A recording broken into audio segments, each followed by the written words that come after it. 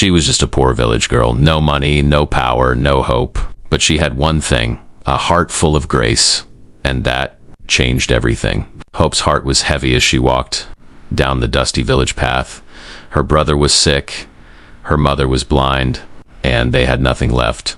Back home, Mama Rose sat in the darkness. Not just the darkness of their small house, but the darkness she had lived in for years since losing her sight. "He needs medicine, Hope," she whispered. "We cannot let him suffer." Hope had only one option, her uncle, Mr. Silas. But what choice did she have?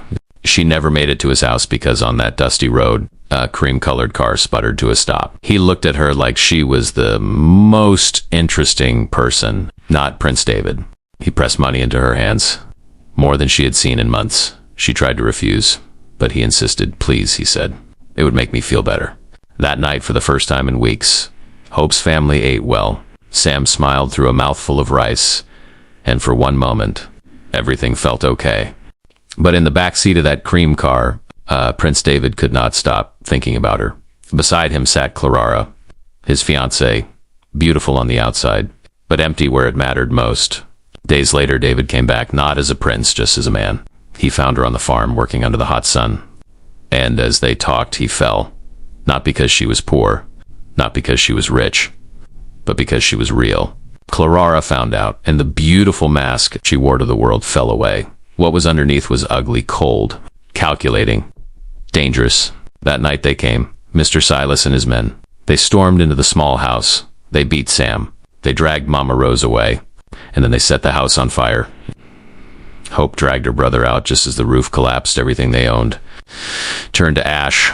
She ran to the palace, barefoot, smoke-stained, desperate, but the guards laughed at her. "The prince has no time for beggars like you." She walked alone into the dark forest. The pain was too much. The loss was too great. She had nothing left, or so she thought. "Hope, don't."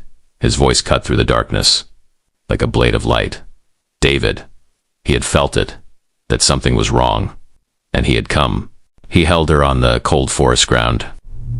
He didn't say anything for a long time. He just held her. And for the first time in a very long time, she felt safe. The truth came out, all of it, in front of the king, the queen, the governor, and Clara. David let it all burn. His men found Mama Rose in a dark shed by the river, frightened, tied up, but alive. "You are safe now," David told her. "I'm taking you to your children." The reunion at the clinic broke everyone in the room. 3 people clinging to each other, crying, laughing, alive. Then the king himself came. The most powerful man in the kingdom bowed his head before a blind village woman and asked for forgiveness. The day the bandages came off, Mama Rose blinked slowly and saw her daughter's face for the first time in years. "My beautiful daughter," she whispered. "I can see you."